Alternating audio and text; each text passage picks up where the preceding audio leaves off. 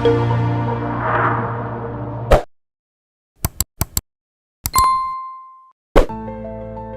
idea of responding to everything in real time, to being on top of everything in real time, not only is this not a recipe for productivity, it's a recipe for misery too. Summarizing all of Stoic philosophy, Epictetus says it comes down to persisting and resisting. Meaning, there's some stuff you should start doing, you should keep doing, that you should do, and then there's other stuff that you should stop doing, you should resist doing. I'm Ryan Holiday. I've written about Stoic philosophy now for almost 15 years, talked about it everywhere from the NBA to the NFL, Special Forces, sitting senators, and I've done a lot of videos on what a Stoic should do. You can check all those out. But in today's episode, I wanted to talk about things that Stoics should not do, things that Stoics don't do, that you should stop doing. So here we go, things Stoics don't do.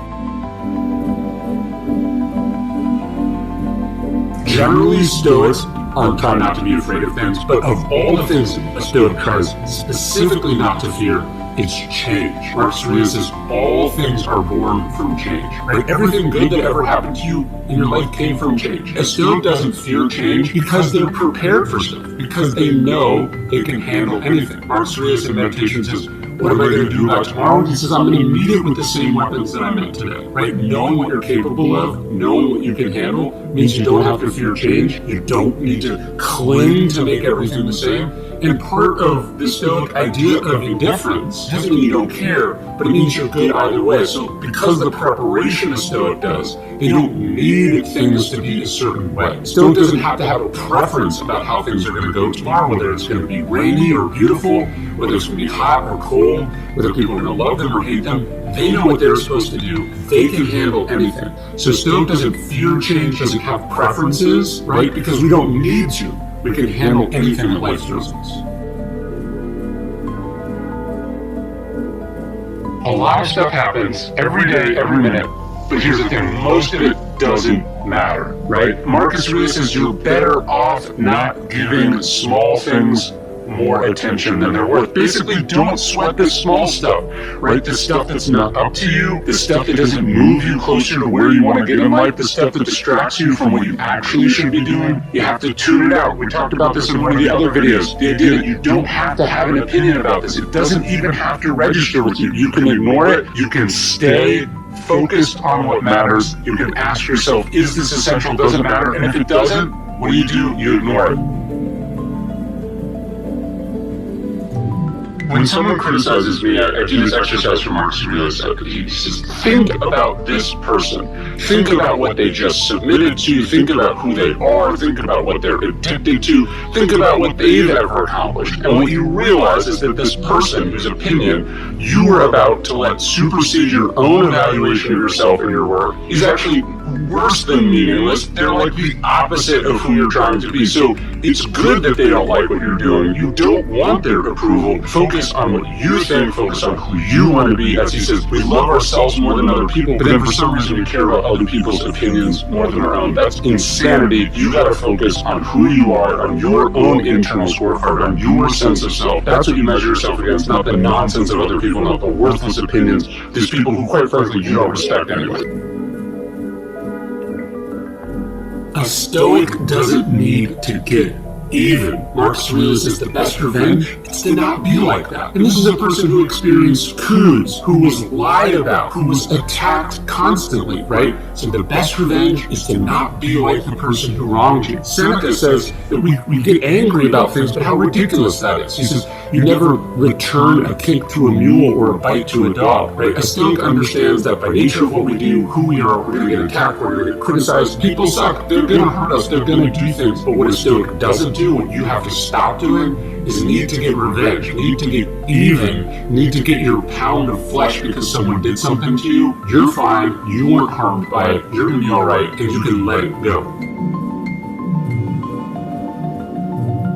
People wake up and what's the first thing they do? They check their text messages, they check their email. They basically make themselves an item on someone else's to-do list. The quality of their day is determined about what so-and-so tweeted or what message came in or what the latest breaking piece of news is. And that's no way to live. Marx says you have to stop being jerked around like a puppet. You have to slow down. You want to be in control of your morning. You want to be in control of the inputs that are coming into you. You don't want to be starting the day from behind. You don't want to be starting from this place of freneticness. You want to be in control. So I think it's really important that you start the morning off right, you start your day off right, and you don't let things coming in determine the quality of your day, the quality of your life.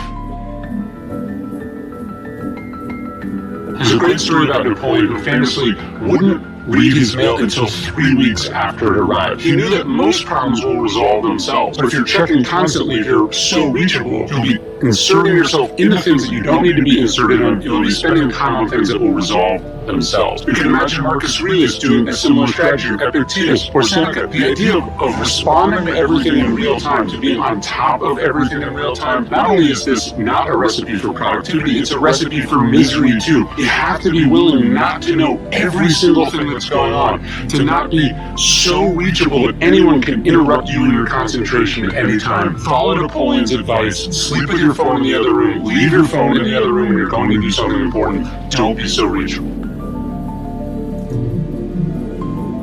You don't have to let this get to you, Marcus Aurelius says. You don't have to let it upset you. You always have the option to have no opinion, he says. You can just let it go.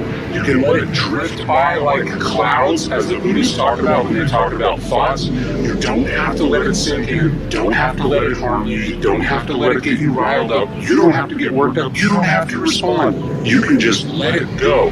I want you to know that. Don't have to let this get to you. You can just let it go. Epictetus says that when you look outside yourself for approval, you have settled, you've handed over your happiness or your autonomy. Meaning, and this is such a critical Stoic idea when we talk about what's in our control, what's not in our control, how you should judge yourself, whether you're getting better, whether you're a success, whether you're rich, whether you're whatever it is, it can't be determined by other people. What you've done is hand over your life on a platter to other people. Obviously, this is wonderful when people are celebrating you and saying you're awesome, but what happens when that turns? Or right, what happens if the crowd is wrong? What happens if the times that you're in are valuing the wrong things? So Epictetus is saying that you want to look inward, you want to create your own standards, your own scorecard for what's important to you. So a Stoic doesn't look to outside sources, outside people, outside benchmarks for their success, for their happiness, for their self-worth. You find that internally. Epictetus said that philosophy wasn't this dry, abstract thing. It was a thing he said you should be talking about, writing down, reading about, exploring with other people all the time, to constantly have it at hand. That's how I think about philosophy. And it's weird. For the last 5 years, every single day I've been writing this free email about Stoic philosophy. It's been not just cool to meet all these fellow practitioners of Stoic philosophy, but in writing about it, talking about it, reading it for our podcast, I have got to internalize these ideas in a way that I never would have been able to under any other circumstances.